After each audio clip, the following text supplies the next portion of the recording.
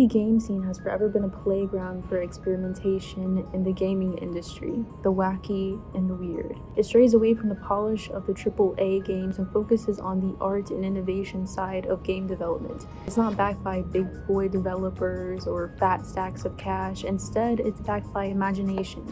Big titles and developers have been criticized since the beginning as being for-profit and lacking artistic integrity, and most importantly for constantly screwing their customers over. I'm talking to you, EA. If there are cracks in the concrete, roses shall always arise. The indie horror scene, to be more specific, was a genre that emulated this artistic freedom the most. It was also an area that gained major popularity on YouTube for its innovation when it came to how to effectively scare people. Titles like Amnesia and Slender used their unpolished graphics to their advantage, hiding things in the dark, operating off of the unknown, and really pushing sound design to create a horrifying story that their AAA counterparts could never recreate. Like with most indie titles, the viewer's experience was the main focus. There is only one title that trumps Amnesia and Slender, or any other indie title for that matter. One that used real-life fears instead of deformed monsters. Probably if most people were asked, they would say that this title is the most famous indie game probably of all time.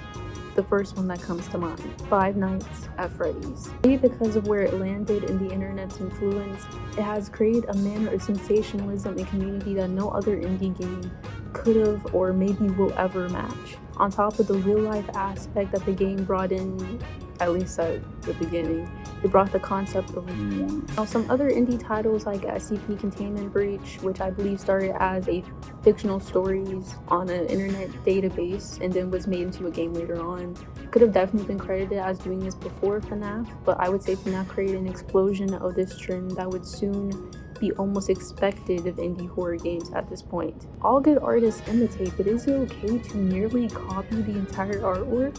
When is the line drawn? This trend has even, I would argue, leaned into what the AAA developers were criticized for, becoming a for-profit stream instead of an artistic beacon like the genres were meant to be. Today, we will set the line as we learn about FNAF, the importance of the indie game scene, and all the ways Scott Cawthon's franchise has betrayed its predecessors. In the 80s, the video game market was dominated by companies like Nintendo and Atari. The market was just now coming out of arcades and being rocked by the invention of the console. Wow, look at that. But hold on, here comes a crash. The video game crash of 1983, yes, this is a real thing, struck the industry after the personal computer became more readily available to the public, dropping video game revenue by 97%. Damn you, Tim Apple. The people were becoming sick and tired of boring old consoles and crappy games. They needed something new and exciting. Introducing the NES, sleek, new, and won't cause all those irritating mishaps from the past. After the US was able to pull away from the crash, the NES was quickly becoming the dominant console across the world, almost doubling its 1982 record of 3 billion. These records would solidify Nintendo and other console developers' upper hand on the market for a few decades. Yet despite this new success the console world was having, Tim Apple was beginning to make headway. You see, while the market was busy crashing, PC games were quickly becoming the new playground for gamers. Developers were making upgrades for personal computers like the Sinclair ZX series or the Commodore VIC-20, which was being sold for $595 or $1,200 in today's money. What the hell? Nevertheless, the public scrounged up their coins and paid the big bucks. Anything for that sweet win. Are you winning, son? Yes, I am. In this state of video game culture, it was common practice for consumers to code games themselves. In fact, if you didn't know how or weren't willing to learn, you might as well stay far away from video games. In the early stages of PC gaming, it could take developers ages to fix bugs or issues, and when they finally did, it was code written out for you to input. So many gamers just fixed it themselves. Absolute madmen. Some of these home coders sought to recreate this experience, so they took matters into their own hands and made a game. Kevin Toms was one of these individuals. The British fella decided to make a retro FIFA-style game, the infamous Football Manager. Toms eventually went on to inspire an entire game genre and found his own company. Oh, the places we go. But he wasn't the only one. Some more British fellas, Chris and Tim Stamper, created the game. I'm so bad at a British accent. Created the game Jetpack, which went on to win the Golden Joystick Award in 1983. Why is everyone British? They all made these revolutionary games, but selling them was going to be a whole nother battlefield. At the time, retail shops like our big beautiful boy GameStop weren't around or commonplace, so these developers relied heavily on magazine ads to get their games out to the public. If they, like these legends, were lucky, they would sell these games by mail order. The distribution was super underground. The people that need to know knew, and hopefully the console developers weren't a part of that group. Well, this head start that the indie community received during the crash didn't last long at all. Once the NES started blowing through past records and hit the States, these underground developers were quickly left in the dust. The battle between the two parties was beginning. The indie community had to think fast. How could they compete with console developers and offer something those capitalist pigs would never? Shareware, baby. Indie developers began giving out free demos to customers who could then lend it to friends and family. After experiencing the best parts of the game, customers would then decide they felt the game was worth buying. Similar to a lot of modern indie game titles, games were released in separate sections to achieve the most financial success.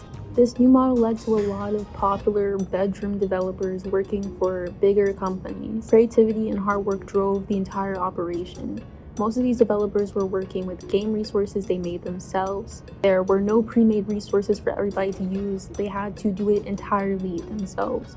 Honestly, if I was a company, I would hire them too. Indie gaming was quickly growing, yet once again, those console companies had to come in and ruin it. With the fast pace of technology innovation, many smaller developers and even companies were left behind in the dust. If you didn't have available resources to keep up, it was over for you. Indie 2, Console 2.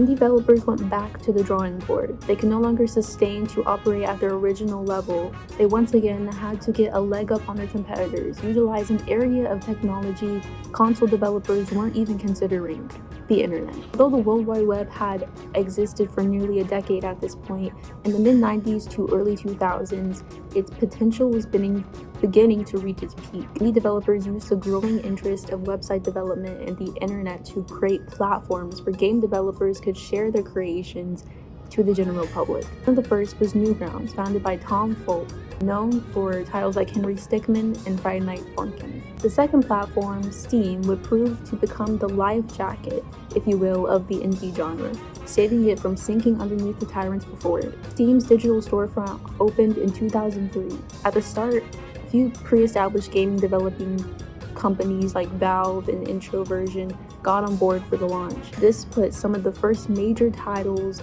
on the market for everyone in the world to access. Titles like Introversion's Uplink, or the first game that landed on Steam, Darwinia, or arguably one of the best games to ever be made, Half-Life. Steam virtually eliminated the uncertainty of physical sales. Now every game developer's creations could be easily accessible. No more magazine ads, no more mail orders, just a simple upload. The indie community finally hit its stride and was heading into its golden age with the soaring popularity of the online video game market. Many big companies like Microsoft's Xbox partnered with video game developers after the release of the Xbox Live Arcade in 2005. Finally, the two forces were no longer working against each other, but with each other to improve the state of gaming for all. It's so beautiful. Not just Minecraft and Team Meat's Super Meat Boy joined the Live Arcade platform, putting indie titles even further on the public's radar. With this newfound steady success of the indie market, many developers had joined bigger companies left to form their own. There was promise in what this genre held. The experimentation and raw creativity that it allowed was finally able to be explored without limit. Games were being made in a variety of styles: 8-bit, point-and-click, platformers, Steam offered more opportunities for small developers like Greenlight, which allowed for developers to compete for their game to be put on various Steam pages, and is also important for another portion of our story. YouTube propelled indie gaming with creators like Markiplier and PewDiePie boosting the exposure of titles like Amnesia, Slender, and The Binding of Isaac. It was a sort of mutualistic relationship. The creators got exposure for playing the games, and the games got a huge boost in sales. The indie community was finally on its feet. The culture had been set. The possibilities were endless, yet there were still troubles for many developers. Now that Steam had been up for a decade, the platform was oversaturated with hundreds of games. At times, it could be hard to get your name out there, and you simply need a miracle or a fraction of luck to pull you out of the trenches. Enter Scott Cawthon.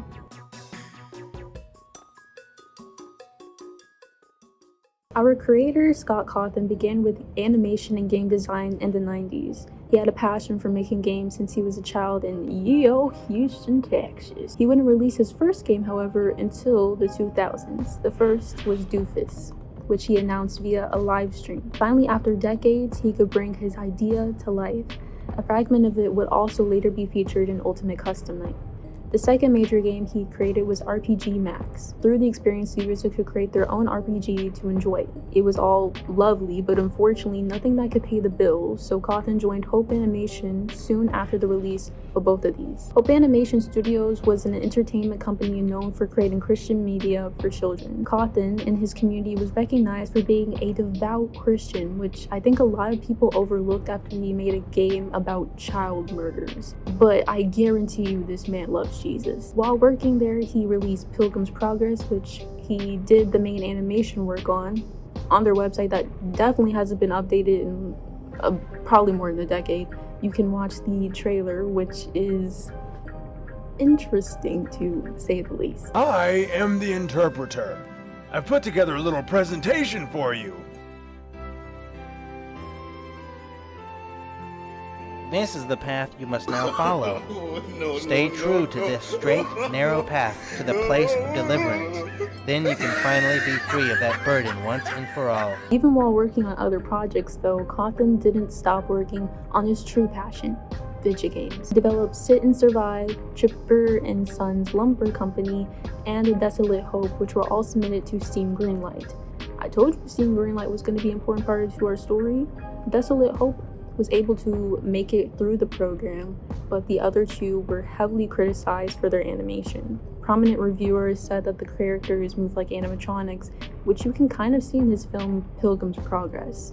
The movement is choppy and feels underdeveloped and unrefined. Scott was over it at this point. He had enough and nearly stopped game development altogether, but the criticism from the reviewers actually gave him fuel to try one more time. Animatronics, huh?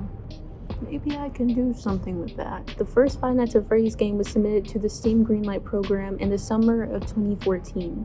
Cawthon then released a trailer and subsequently a demo. Cawthon wanted to solidify the success of this game. He wasn't failing this time. He submitted the game to IndieDB, where it did overwhelmingly well and boosted the popularity of the game significantly. Later in the summer, the game was accepted by Greenlight and released on August 8th.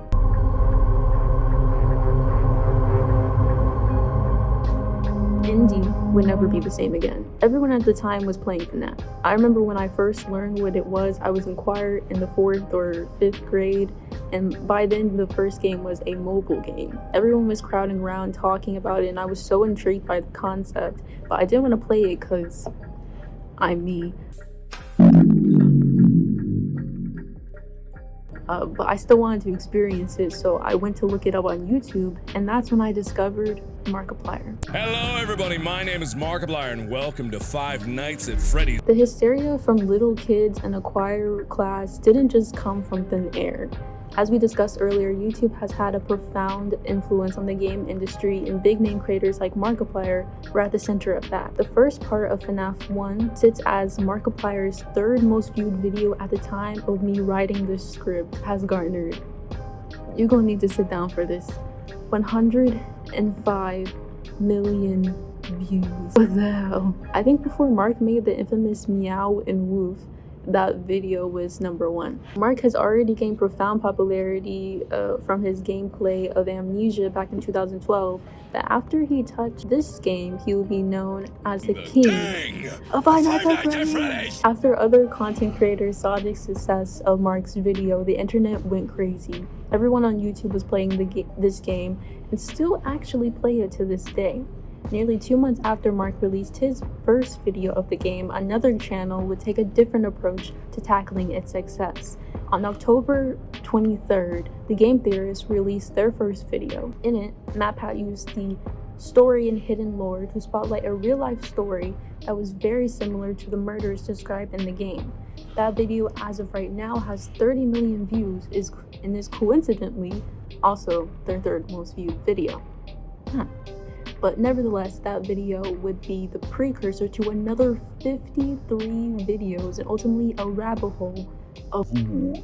I'm really not sure that when MatPat made that video, he knew that it would lead to where it is now. In fact, I know he didn't, because he discussed his humble beginnings with FNAF recently. But from then on, the lore would become an integral part of the game's culture, seeping into every nook and cranny it could. Initially, people became suspicious of the flyers and newspapers and drawings posted on the walls of the pizzeria. In the beginning of the game, these appear as rules and safety for the restaurant, but as the player begins to hallucinate, they transform into disturbing details about kidnappings and possible murders that happen in the pizzeria. The kidnapper is reported to have worn an animatronic suit when he lured the children to him. On top of the possible child murder, the restaurant is filthy rough. The mascots are reported to have blood and mucus and a foul stench emanating from them, which parents have referred to as reanimated carcasses. Phone Guy mentions in his Night 1 call that the animatronics haven't been cleaned in their 20 years of service. Y'all nasty. All these rumors and very clear health violations have brought the restaurant's reputation to an all-time low. But the lore point that arguably exploded the search for lore was the Bite of 87. Was that the Bite of 87? No, Mark. It's not. The internet will latch onto this question for years, and as far as I know, we still don't know who did the Bite of 87, but it no doubt created a hunt for what lies behind a simple game. With the release of FNAF 2 in the fall of that same year, the race to figure out the lore only intensified. Players now had even more characters to make theories about who was involved in the Bite of 87. Is it Mangle? Is it Foxy? FNAF 2 further revolutionized the franchise, introducing new elements to additionally rope people into the story.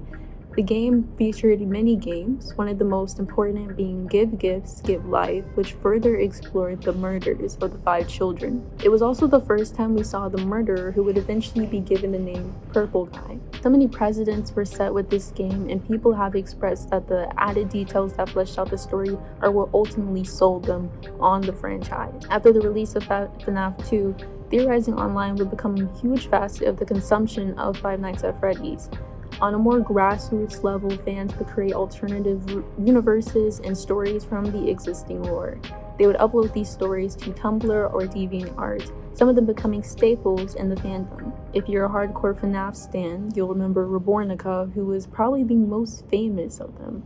Their AU expanded on the FNAF lore while also creating new characters and storylines of their own. But soon this lore explosion would be taken to the internet's biggest names. Here's where those 53 videos come into play. Once the search for lore exploded, the sky was the limit for YouTube.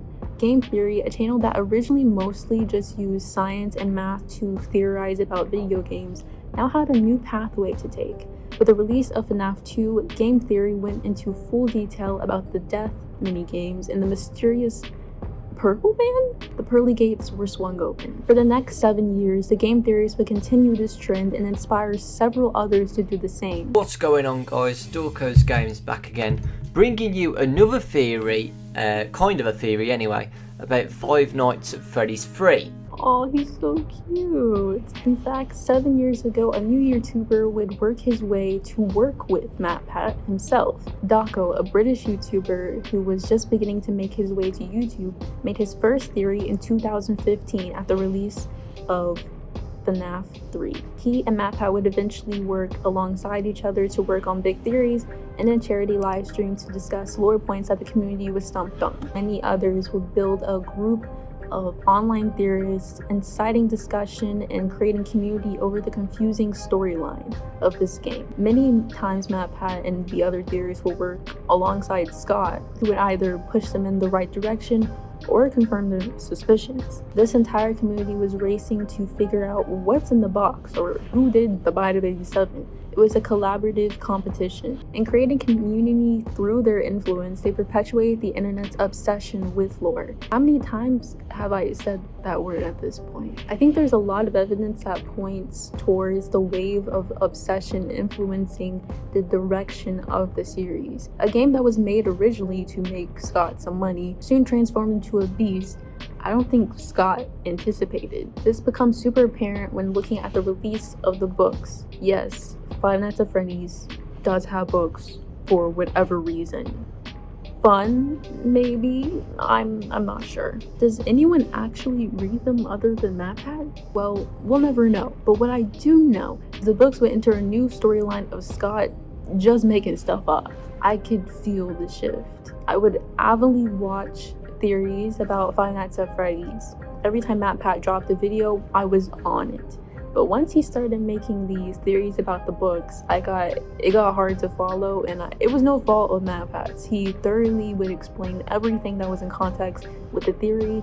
The lore was just becoming too convoluted. As the number of games grew, it was a little hard to remember everything that happened, but it wasn't impossible. It was pretty straightforward for the most part. There were children that were murdered across multiple pizzerias. The dead children wanted vengeance against their killer. The murderer was the father of the kid that got his front lobe bitten off in '83, who also cries a lot. You know, normal, easy stuff. The imaginative tomfoolery of the books, however, made it virtually impossible.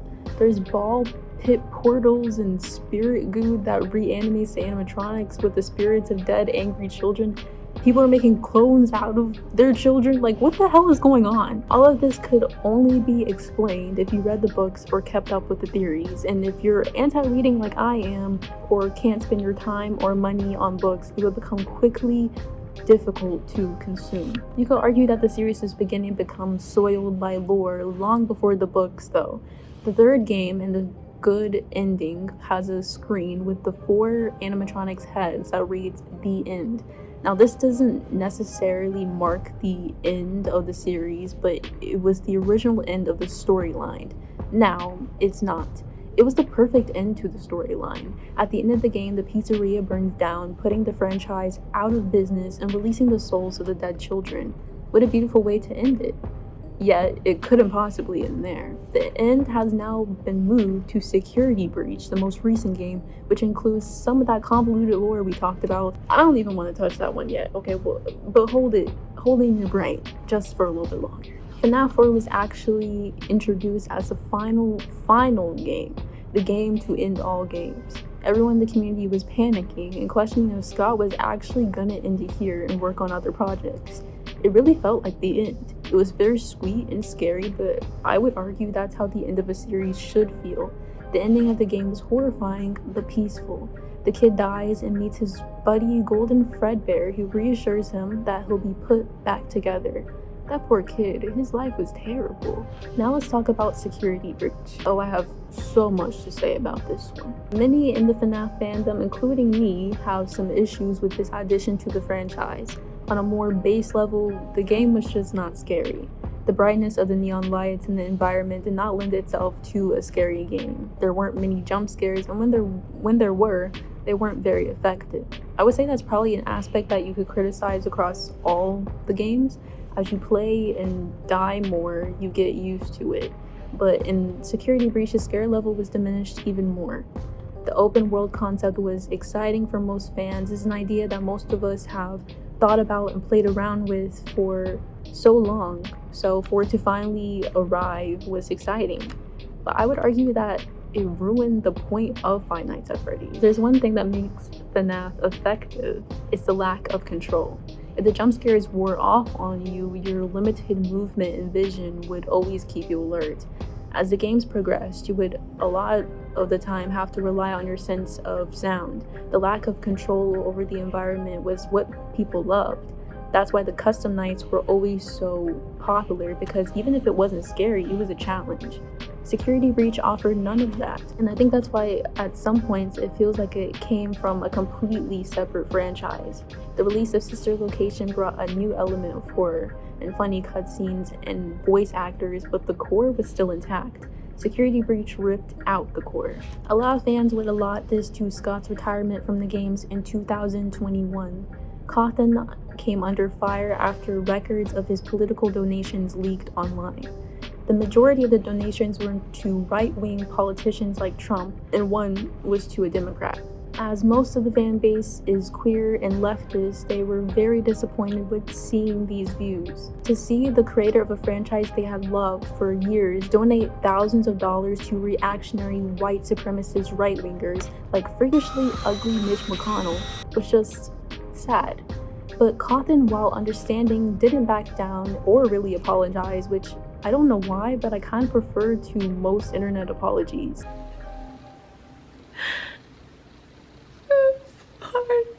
I'm a Republican, I'm a Christian, I'm pro-life, I believe in God, I also believe in equality and in science and in common sense. Not sure that those things go together, but okay. Despite what some may say, all those things can go together. Oh, he's still wrong. That's not an apology or promise to change, it's the way it's always been. A few days after this explanation, Cawthon decided to retire from FNAF, stating, "I have had a blessed, fulfilling, and rich career. I have been shown great kindness, and I've tried to show great kindness in return. I've tried to make good games, and have witnessed the creation of perhaps the most creative and talented fan base on the planet." He added, "I miss making games for my kids. I miss doing it just for fun. I miss making role-playing games, even though I suck at it. Or I stick at it." I think he meant suck at it, though. All of this to say, I'm retiring. Why does it always take people being confronted on the internet for them to leave or change? A little weird, right? While Cawthon was charitable to his fan base, so were they, leaving him with #ThankYouScott trending on Twitter. The most civil Twitter dispute I've ever seen in my life. And like that, he was gone. After finally getting to achieve greatness in game design after he, as he admits, kind of sucking at it, he was finally able to sit on that fat stack of cash. I mean, leave his legacy. I'm obviously not very charitable to anyone who votes or gives money to a sexist, racist, xenophobic, white supremacist pig like Trump.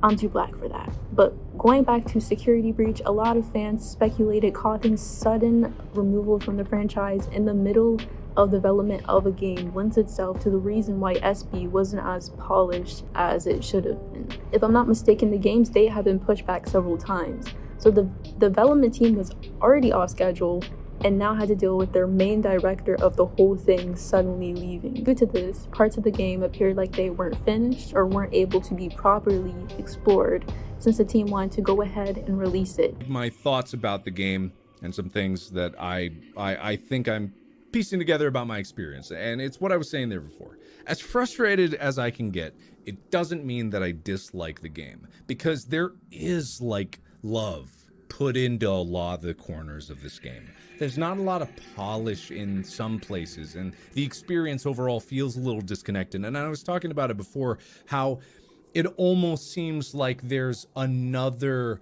game that was here originally and it didn't come fully true. And a lot of the game's funness actually does come from kind of like going around and exploring the whole thing. And I'd like to think that the game used to be you just go around the whole place, exploring, finding things. All these mini games and stuff were here, but the timing system actually was spaced out. Like, you only had 6 hours to do it, and every hour, like at the end of every hour, was like a crisis that happened. So it was I believe it was something like that, but that doesn't matter. As Mark slightly admitted, the parts that were left out made the experience feel like something was missing. If there was potential for it to be great, it was never allowed the chance. I do think that Steelwool taking over the games has also contributed to FNAF's downfall, no offense. Beginning with their work on FNAF Help Wanted, the experience and look of FNAF was beginning to change. This is also where new characters like Vanny and Glitchtrap, who might be the same person, I'm not sure, were introduced along with that convoluted lore we talked about. Help Wanted definitely felt more polished and effective than SB. I mean, the birthday ending was so unsettling. So all those changes that were being made in Help Wanted were able to be forgiven because it was still effective and held on to that lack of control like we talked about. But Security Breach reared the ugly head of the end of an era, at least for FNAF. While Five Nights at Freddy's trajectory remains undetermined, others have had a clear pathway. With the influence of FNAF on indie gaming, the structure and expectations have changed. If you want to succeed, you follow the model of success. Initially, FNAF's recreation started off as fan-made games. Games like Five Nights at Candy's or One Nights at Blumpty's or Those Nights at Rachel's. They weren't very creative. These talented fan games were giving Scott's permission to take the idea and create whatever they wanted from it. It allowed for these fan games to showcase their skills, and most of the time they were really polished games. Some of the best being Aftonbult's and Joy of Creation. The creators really took the story and reinvented it. There's even Walton Files, which isn't a game, but plays off the analog horror trend that's been going on recently with the Backrooms and Mandela catalog. It's inspired by aspects of the Five Nights at Freddy's franchise, but takes a different angle to scaring the viewer by making them horribly uncomfy. But nothing can stay small for long. The big boys always catch on. Our first culprit is Hello Neighbor, released in December of 2017. For the longest, it was in the alpha build of the game, and I'm not sure that it ever fully released. I think it did. But as the game developed, people started to speculate in a similar way that they did with FNAF. This neighbor, why is he so unfriendly, and why does he have a roller coaster attached to his house? Matt Pat and other theories jumped back on the lore train and once again hyped up another community to be invested in. This internet influence to explore the hidden story of the game resulted in a really weird ending. I think it was the ending, a second game in the works, and a spin-off game which is also really weird but cool, but also really weird. Second culprit was Bendy in the Ink Machine, which I swear was made after Hello Neighbor, but Google disagrees.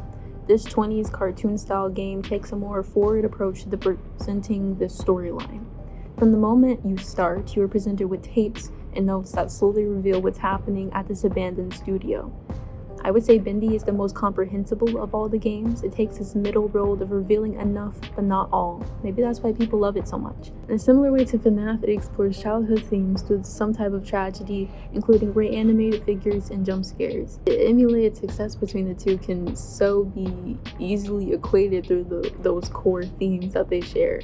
I will say that Bendy is way more terrifying. Like that ink monster dude and those chase scenes are so heart attack inducing. And if we're comparing it to Security Breach, since they're both open world, way more effective by a long shot. Third and final culprit is the highly anticipated Poppy Playtime, released around this time last year. What a coincidence. Poppy Playtime is a case of substitution of characters and objective, a quick switch and fill. The similarities are unparalleled, basically the same game with a few changes. Both about animated figures beloved by children possessed with trapped souls. You see, jump scares. The major difference is the open world concept, which was once again way more effective than Security Breach. It played with control in a different way with lighting, allowing you to see enough but not everything. Also, on another note, I feel like I was a little too nice to these games that I was criticizing. I don't feel like my point came across, so let me articulate it a little bit better. These games like Hello Neighbor and especially Poppy Playtime, which completely modeled FNAF's success to a T, used the success of this model for indie games to as a jumping off point to make money. Games like Poppy Playtime, as soon as they came out, already had plushies and merch. It becomes very clear that these games weren't made for artistry or for fun of the game development. They were clearly made to make money. All these games and several more use childhood themes and hidden storylines to rope their viewers into the experience. Not many games like this existed before Five Nights at Freddy's, creating this never-ending cycle of indie developers copying this model. It makes this space where creativity was meant to thrive become completely devoid of it. That's not to say that the games are bad. Many of these games are really well made and deserve to be showcased and beloved. But I do believe that after almost 10 years of FNAF, it's time to introduce a new wave of indie horror. There's lots of promise in the analog horror genre or stylized games like Who's Lila. I think it's time to scare people differently.